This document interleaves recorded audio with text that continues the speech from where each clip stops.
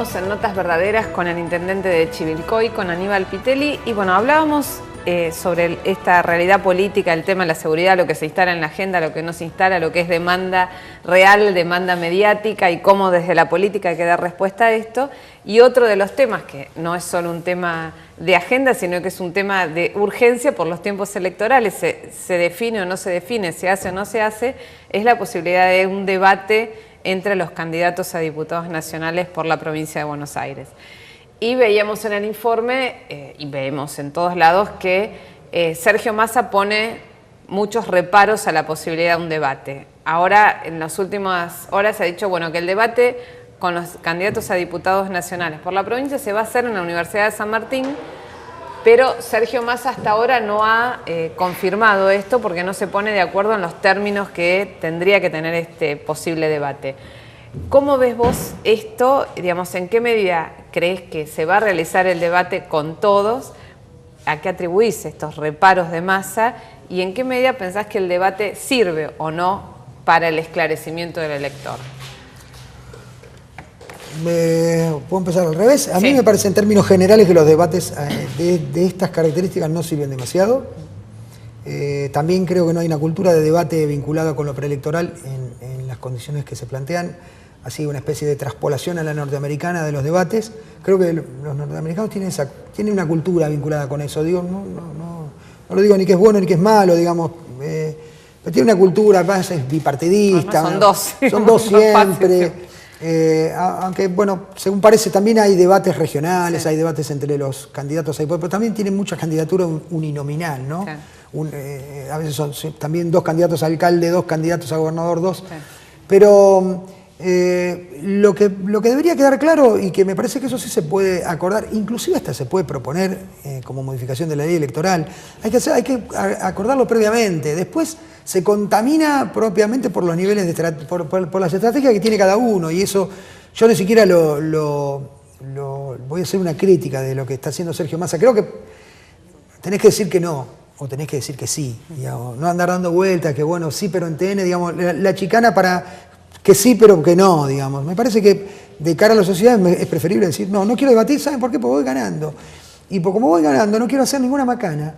Y porque es mucho más honesto, mucho más honesto, digamos, porque aparte todo el mundo sabe que es por eso, digamos. Entonces dicen, no, porque no tengo garantías, porque si no es en Tierra del Fuego, o digamos, ahí sí uno entra en un terreno además de equívocos, de errores, de dimes y diretes que no llevan a ningún lado, de negociadores secretos entre una fuerza y otra, digamos. En realidad hay que hacerlo de la manera más transparente, más de cara a la sociedad. Y obviamente sí, que debería ser bien amplio, ¿no? Que lo tome todo el mundo. Ahora, qué sé yo, si un canal de cable de Salta quiere tomarlo, que lo haga, pues que lo haga, digamos, pero en realidad son candidatos por la provincia de Buenos Aires y deberían hacerlo. Digo, yo no hago una crítica de si finalmente Sergio Massa dice no voy a debatir, porque eso forma parte de su estrategia pequeña. Lo que tiene que hacer es decir qué es lo que cree, qué es lo que piensa, digamos. No voy a debatir. ¿Por qué? Porque todo el mundo sabe que si va ganando o no. Pues yo no sé si fuese al revés que lo que estaría pasando. Digo, yo quiero reclamarles honestidad intelectual a todos en eso, y que acepten las condiciones previamente. Si antes de las PASO se hubiesen puesto de acuerdo, tal vez hoy hubiesen estado más obligados a decir, bueno, vamos a debatir. ¿Quién? Los que entremos, 3, 4, 5, en igualdad de condiciones. Debatir es debatir es que vos me digas no estoy de acuerdo, es que tengamos nuestros tiempos. Ahora ya me parece muy embarrada la cancha. No con esto estoy defendiéndolo a Sergio Massa, ni mucho menos. Creo que en términos generales se debe debatir, aunque yo no tenga demasiadas expectativas en términos personales de que eso pueda resultar, ¿no? Sobre todo, al menos, esta es una primera experiencia de paso en el ámbito puramente legislativo, ¿no? Pero en términos generales, en el paso anterior, el resultado final de la elección general fue que todos los candidatos que efectivamente ganaron las pasos volvieron a ganar la elección general e inclusive mejoraron el resultado. De hecho, la presidenta, el gobernador fue así. Nosotros igual, un puntito, era ya muy difícil mejorar un resultado tan grande como el que tuvimos, pero no creo que pueda modificar demasiado el resultado. Pero si hay debate, bienvenido sea. Aclaro cuál es mi posición. Estoy de acuerdo en que haya debate, debe haber debate. Y lo que no creo que tenga que haber un minué vinculado con el debate, hay que acordarlo antes, mucho antes. Ahora, vos decías, bueno, las PASO son, en términos legislativos, son un primer experimento, Así digamos. es. Ahora, lo que se vio, ¿qué te dejó a vos de aprendizaje hasta ahora las PASO en cuanto a resultados electoral y a campaña? Porque en el caso particular de Chivilcoy, bueno, el Frente para la Victoria consolidó su primer lugar, pero con una diferencia mucho menor de lo que había sido la elección ejecutiva, si se quiere. Es muy difícil comparar legislativas con ejecutivas, Siempre. ¿no? Absolutamente, esto desvirtúa el análisis, pero sí es cierto que ha habido una disminución del caudal electoral. Una disminución notable aparte. Claro. Una disminución muy importante, sobre todo si la comparamos con la legislativa del 2009 y la legislativa del 2013. Creo que las circunstancias políticas y económicas eran completamente distintas. Creo que también la influencia de algunos medios de comunicación que no teníamos con un nivel tan virulento como el que tenemos ahora es enorme, insisto. Nuestras vecinas, nuestros vecinos miran canales de tirada, canales de trascendencia nacional. Se mira un programa local, o dos, pero se miran los canales de trascendencia nacional. Y hay un bombardeo permanente contra el gobierno. Y hay una sensación que se ha instalado, me parece yo, en el conjunto de la sociedad argentina. Hay una especie de sensación de que a la Argentina no le va mal, en términos generales a la Argentina no le va mal, pero que a mí me va peor. Entonces, frente a una sensación de que a mí me va peor, en lo personal, porque está todo mal, porque hay inseguridad, porque no sé si vamos a conservar el trabajo, porque digamos, se ha instalado una sensación que lo individual, porque no me alcanza la plata para llegar a fin de mes, o porque lo que aumentan las cosas en el supermercado, digamos, una sensación de que a mí me está yendo mal, o no tan bien como yo quisiera, y el Estado municipal, digo en el caso de Chivilcoy o de otros lugares del Estado, con una enorme potencia en obra pública, en generar nuevas obras, en una tarea muy fuerte en materia de inversión educativa, como diciendo, bueno, hacen muchas cosas, pero ¿a mí qué? Digamos, y eso no siempre ha resultado beneficioso para nosotros. Y la influencia, insisto, de los medios, la influencia de los candidatos provinciales, el desconocimiento de los candidatos también ha tenido mucho que ver en esto. Muy típico también de una elección legislativa. Y también creo yo que habrá habido errores. A mí yo me los pregunto diariamente, pero me lo pregunto en un contexto donde nosotros hemos ganado la elección.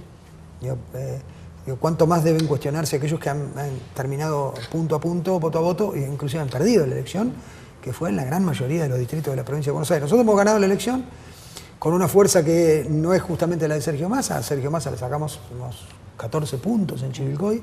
Hay una segunda fuerza que rompe, que tiene que ver con candidatos que ya estaban instalados desde hacía mucho tiempo. De Narváez, se dan cuestiones muy coyunturales vinculadas con el distrito.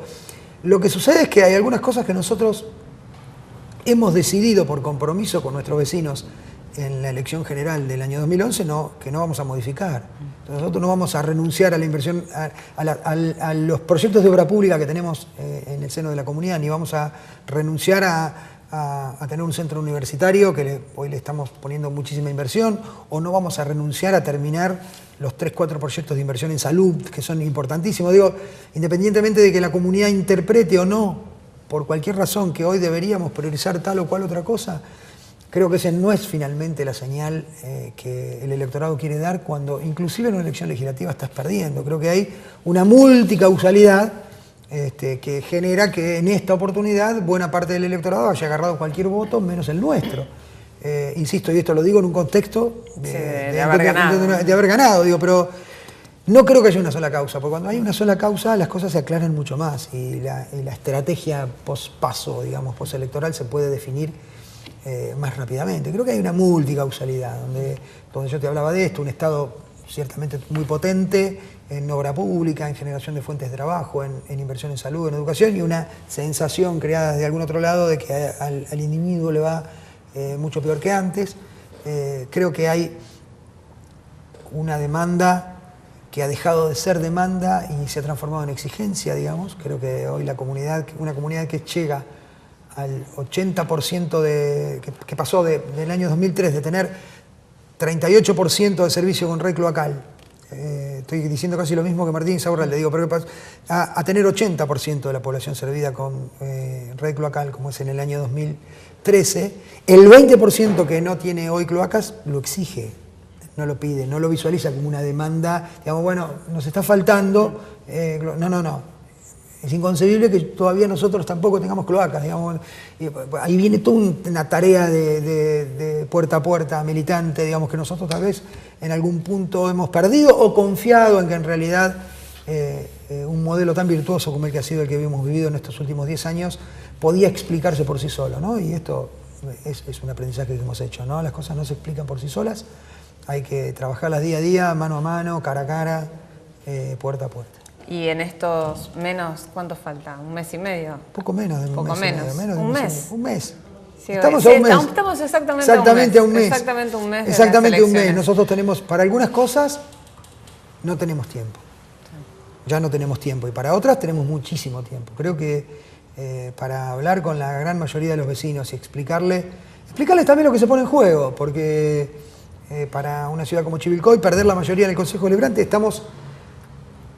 aún en un escenario de derrota nosotros no estaríamos perdiendo la mayoría en el Consejo Deliberante, inclusive en eso, digo que también son cosas que influyen, porque también pensamos que todo el mundo está completamente desinformado, y no todo el mundo está completamente desinformado, al revés, el vecino empieza a preguntar y qué se elige y por qué, y cuántos concejales tiene, y cuántos renuevan, y que, digo, nosotros no tenemos, si bien no tenemos un gran peligro en el horizonte vinculado con la gobernabilidad, pero también hay que explicar qué modelo representa nuestra propuesta electoral y qué modelo está representando todo lo que ya sabemos, vinculado con De Narváez, vinculado con Massa, ideas que tienden a volver a la Argentina al pasado, y creer que eso no va a llevar a un Chivilcoy del pasado es un error. Es más, en los distritos del interior donde más se nota, más rápido se notan las crisis. En los grandes centros urbanos a veces tarda un poco más. Ahora, bueno, hace apenas 2 semanas la presidenta estuvo en Chivilcoy inaugurando esta nueva planta de Sancor, ¿no? Que muestra también un resurgimiento de un sector industrial en zonas que habían quedado muy devastadas durante los 90. Sí, yo digo, para nosotros no generó ningún tipo de sorpresas eso, una inversión importantísima de Sancor, más de 80 millones de pesos. Sancor creo que es la empresa que mejor remunerado tiene a sus empleados. Tiene alrededor de 240 y esta nueva inversión le va a generar 40 nuevos puestos. En realidad, cuantos más grandes son las inversiones, menos puestos de trabajo generan. Sí, ¿no? La tecnología hoy en día... pero, ¿sabes qué? Chivilcoy tenía en el año 2001 un parque industrial de 40 hectáreas con 16 empresas, de las cuales 9 estaban quebradas, endeudadas y al borde de la disolución como empresas. Hoy, en el año 2013, Chivilcoy tiene un parque industrial de 84 hectáreas, el doble, con 72 empresas, de las cuales 60 ya están funcionando en el parque industrial, y tiene no menos de 20 fuera del parque industrial, en áreas industriales o a la vera de la ruta, que le han dado a Chivilcoy la posibilidad de recuperar en menos de 10 años más de 4.000 puestos de trabajo que estaban definitivamente perdidos en la ciudad. Y hoy tenemos 2 empresas concretamente que están tomando a los pibes como primer empleo, y eso es extraordinario porque les genera disciplina, cultura de trabajo, han multiplicado, han mejorado su remuneración en el 150% en 1 año y medio, vinculado por nuevos convenios colectivos, por haber surgido fundamentalmente, puntualmente hablo de 2 fábricas vinculadas con el plan de sustitución de importación que tiene Argentina en industria del calzado.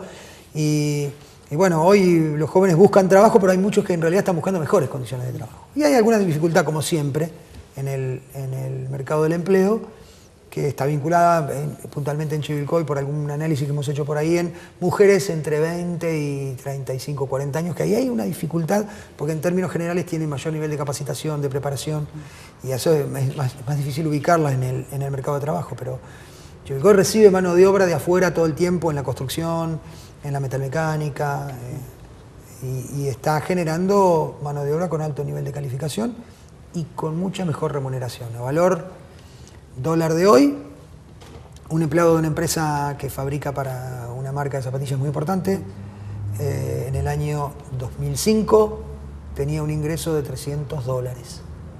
En Brasil, en ese mismo año, el ingreso era de $300. En el año 2013 el sueldo en Brasil es de 345, 350 dólares. En Argentina es de 1.000 dólares. Digamos, además han mejorado las condiciones de trabajo, han mejorado sus horarios, se han terminado con las patologías que estaban vinculadas con el trabajo manual. Digo, por decir este rubro, pero Chivilcoy estuvo con pleno empleo. Hoy hay alguna dificultad, pero estuvo con pleno empleo, técnicamente pleno empleo, ¿no?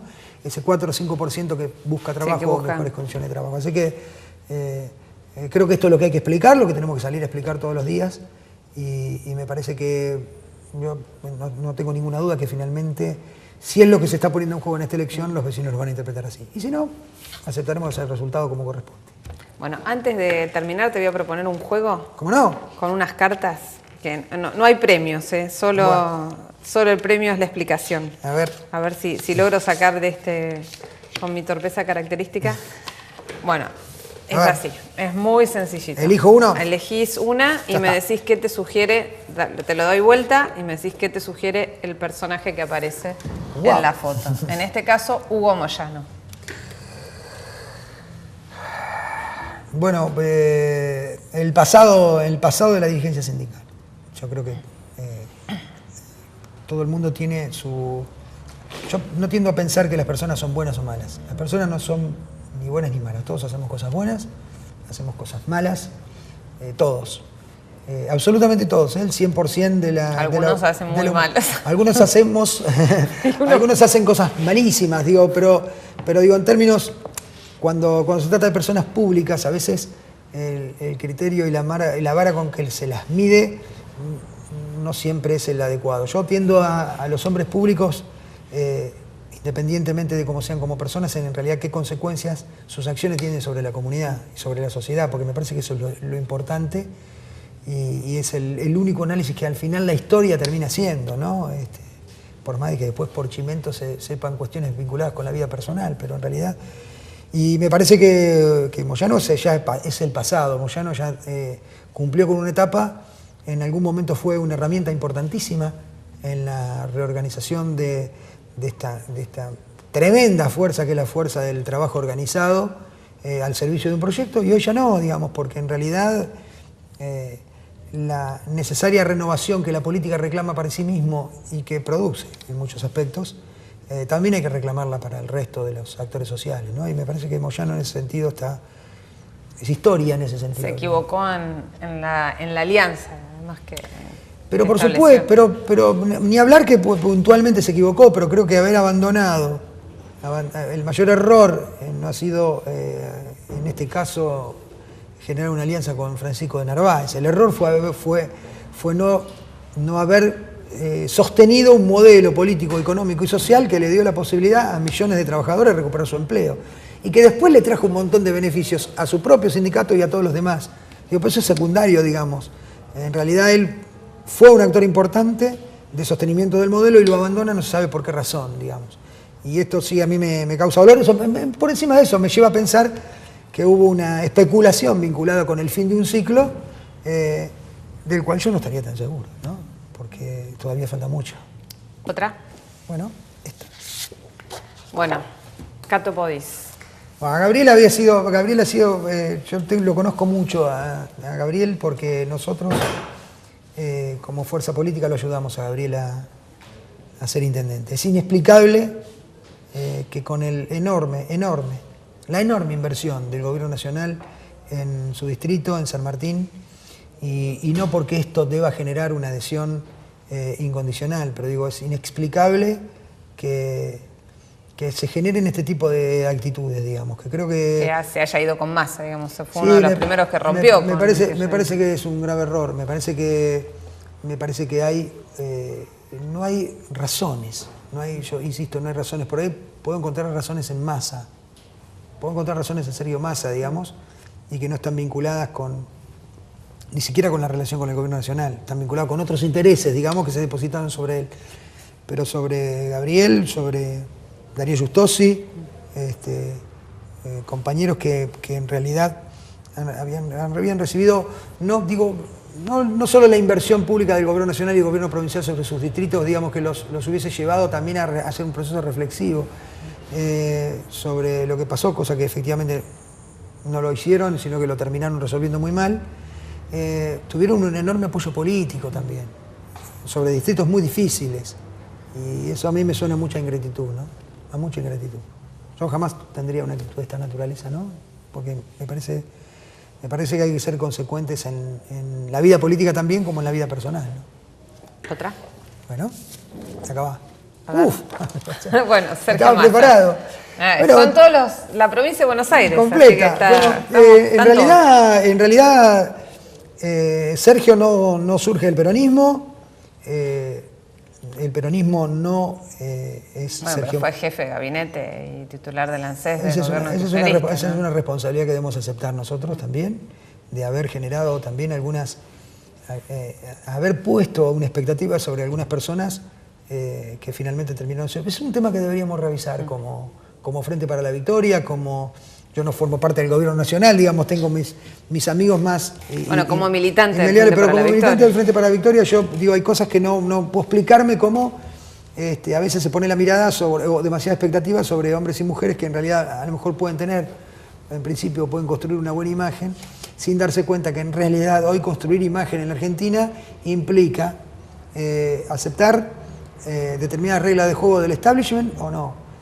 Aceptar reglas de juego de monopolios mediáticos o no, digamos.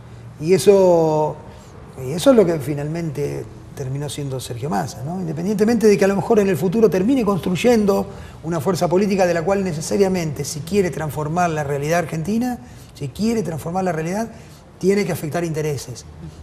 Depende para qué lado la quiera transformar. Bueno, por eso, si los no intereses... beneficias a determinados intereses. Bueno, si los intereses que vas a afectar son los intereses de los trabajadores, o los intereses de los jubilados, los intereses de las grandes mayorías, es obvio. Pero lo que quiero decir es que cuando una fuerza política tiene verdadera vocación transformadora, siempre afecta intereses. No estoy hablando de este gobierno en particular, que no se levanta ni la presidenta ni a ningún ministro del gobierno nacional, no sé si estoy yendo muy largo, toda la mañana a ver a qué intereses voy a afectar hoy, ¿no? En realidad, transformar la realidad implica afectar intereses. Y eso, cuando uno quiere transformar la realidad para mejorar la calidad de vida de la gente, afecta intereses que en términos generales también son muy poderosos, ¿no? Hoy Sergio Massa es funcional a esos intereses. Bueno, y la última. Muy bien.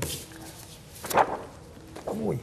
A ver, Francisco de Narváez. Bueno, ahí tenés, Francisco de Narváez es otro candidato, fue candidato de los medios, y debería ser un modelo, un espejo para que Sergio Massa se mire. Son a veces candidatos de un sitire, en el sentido de que en realidad cuando no los poderes hegemónicos dejan de ponerle expectativa porque han encontrado otro, no porque no pueda ser de Narváez, sino que han encontrado otro hoy que mide un poco mejor, usa y tira. Es inexplicable que mida 4 puntos, un hombre que le ganó a Néstor Kirchner, que quería supuestamente construir poder, pero en realidad, insisto, no estaba construyendo poder Francisco de Narváez. Otros estaban construyendo poder detrás de su figura.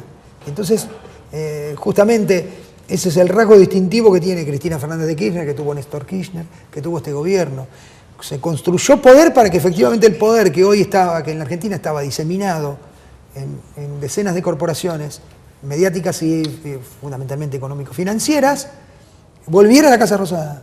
Entonces, el poder se concentra efectivamente en quien tiene que concentrarlo, en quien tiene que tomar las decisiones. Estos dirigentes, en términos generales, lo digo básicamente por de Narváez y por Massa, en realidad han sido dirigentes que no construyeron poder, sino que estaban siendo la punta de lanza de la construcción de poder de otros.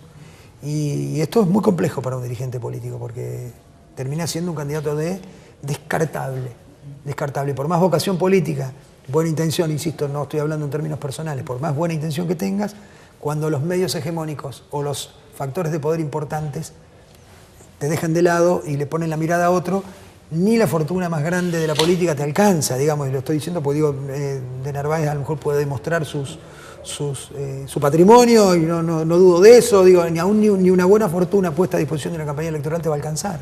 Es porque la mirada se ha puesto en otro lugar. Y eso me parece que es el grave error que han cometido estos dirigentes, porque, insisto, creo que de Narváez es un muy buen espejo en el que Sergio Massa debería mirarse. Bueno, muchísimas gracias por acompañarnos hoy acá. Muchas gracias a vos, a disposición. Gracias. Bueno, nos vemos la semana que viene, acá en Notas Verdaderas, siguiendo con este análisis con los protagonistas de la realidad política de la provincia de Buenos Aires. Chao, gracias.